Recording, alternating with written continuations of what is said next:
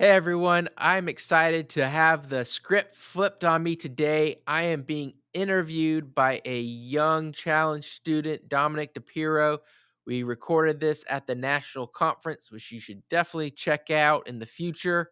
But today, I get to be interviewed on my own podcast. So without further ado, let's jump in.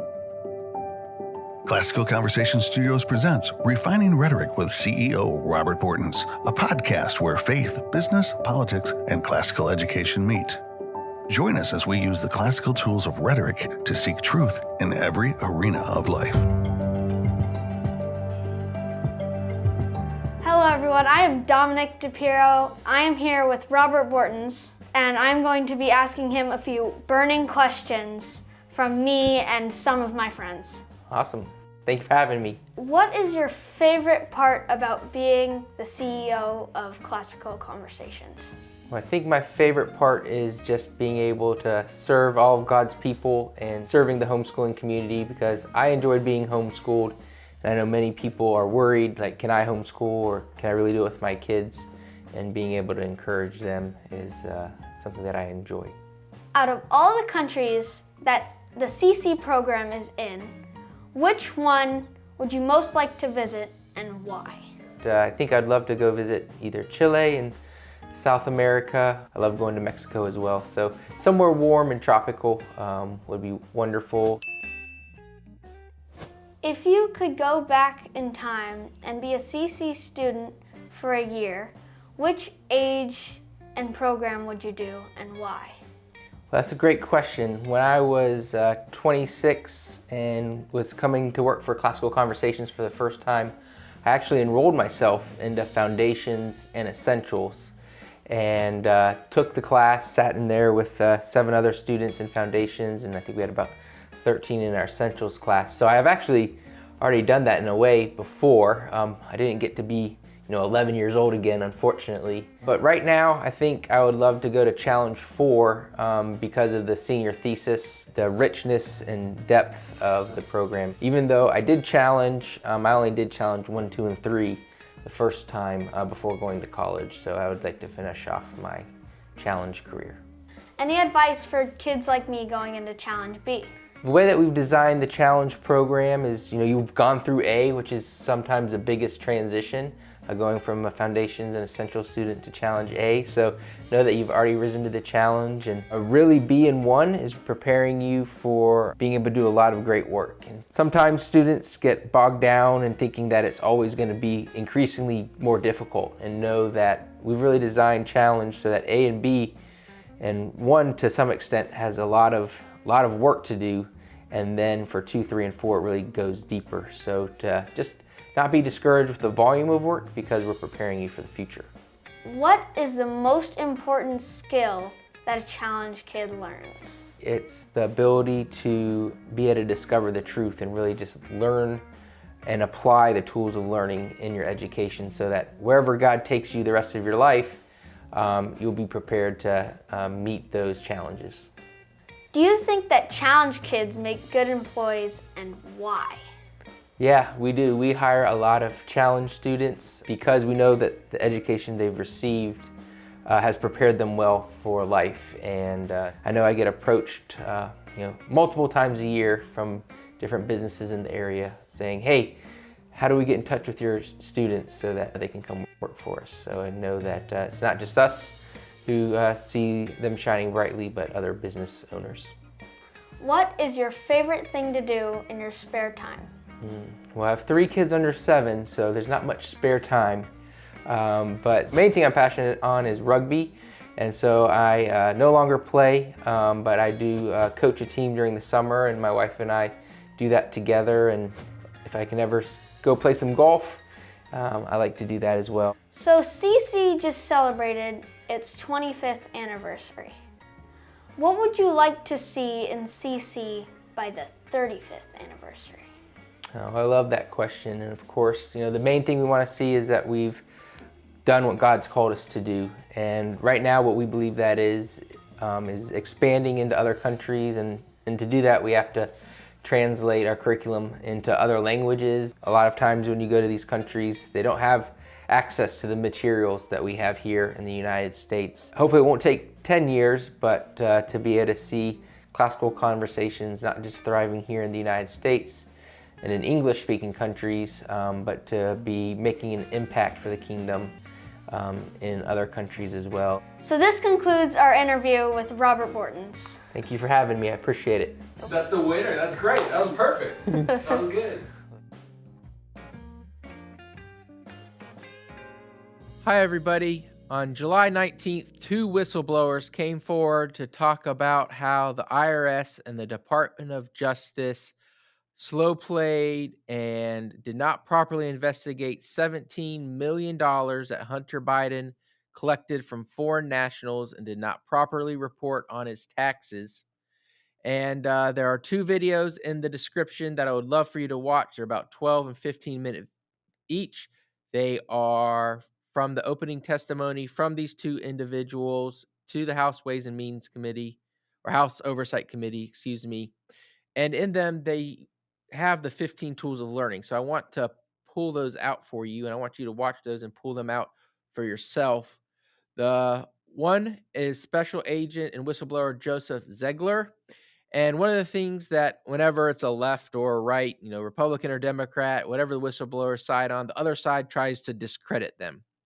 And so this special agent begins with who he is, which he says he's a Democrat, he's a homosexual, and that he uses the tool of comparison, that when he came out to friends and family about his sexual orientation, that he had that same stress coming out against the Biden crime family, and the fact that the Department of Justice was not acting consistently with their processes and procedures while investigating Hunter.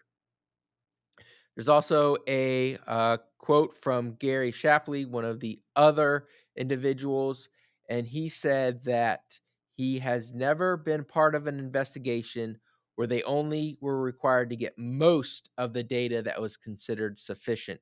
And so, of course, both of these guys are testimony. That's one of the 5 common topics of dialectic.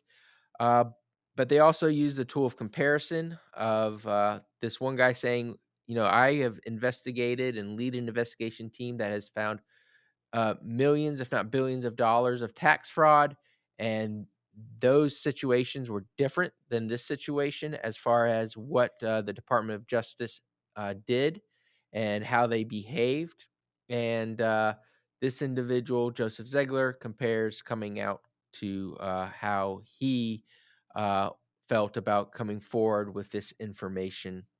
And of course, we always want to say from ourselves is, how would we be treated if we were in Hunter Biden's shoes, or if Hunter Biden had a last name that was different than his own? So practice the 15 tools of learning by going and watching these videos today and forming your own opinion on if they are credible whistleblowers or if they are partisan hacks. Hey everyone, I know that testing gets a bad rap, but what should healthy assessments for your students actually look like? How about using tests that approach your child as a developing person with the potential for growth and excellence, rather than just another percentile rank on a national bell curve? At Classical Conversations, we firmly believe that healthy assessment can strengthen families. I know in our family that we take end of grade tests because we want our students to really learn about taking a pressurized test and just seeing what a third-party test has to say about how we're doing. And we don't really take it too seriously, but we do want our daughter and sons to learn about taking those tests and not feel pressure in the future if they have to take something like that because they've never experienced before. Both classical learning tests and homeschool testing services provide holistic assessments for homeschool families that are actually helpful. These services care deeply about creating tests with rich, detailed results that illuminate what subjects your child has a strong grasp of and what areas they can grow in during the upcoming semester. Plus, these tests are administered online, giving you access to exams that meet national standards, all in the comfort of your own home. To learn more about homeschool testing services, the classical learning test, and other testing options available to your family, visit classicalconversations.com crypto.com/testing. And if you're a CC member, make sure you take advantage of your exclusive discounts with these services, where you can save 15% on assessments from homeschool testing services or 25% on tests offered by the Classical Learning Test. To access these discounts, simply head over to classicalconversations.com/testing and assess to bless. Let's jump back into our show. Now let's jump into crypto news. And Congressman Ritchie Torres has asked the U.S. Securities and Exchange Commission to provide clear rules for crypto instead of indiscriminately treating the majority of crypto assets as securities under its purview.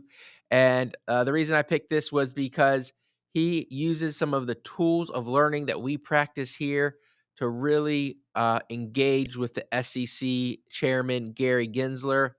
And he said in his letter, under Chair Gensler, the SEC has not issued a single rule on crypto assets, nor has it given any clear guidance, says Torres. And so right there, he is saying that the SEC hasn't defined, which is one of the 5 common topics of dialectic, what these rules are that these companies, these organizations, these crypto coins need a rule under or need to run under. And the circumstances around this is that the SEC has just lost its case to XRP. And so they are trying to create regulation by enforcement instead of writing out regulation that could be engaged with by the crypto space. And finally, for style, he is calling them out. The SEC could be using its tools, its brain power to create these rules instead of suing indiscriminately these different crypto companies and trying to enforce rules that it has not written by forcing crypto into this SEC framework. So that is how the 15 tools are used in real life, and just a couple of examples in this SEC versus Ripple case and what we've seen in the aftermath of that case. So continue to educate yourself on the 15 tools and continue to educate yourself on crypto. I hope you're enjoying today's podcast and our series with challenge students, learning more about the fruit of these homeschooling parents that choose classical conversations. Please share this episode with a friend, and be sure to continue to tune in. And if you haven't done so already, please give us 5 stars on your podcast app.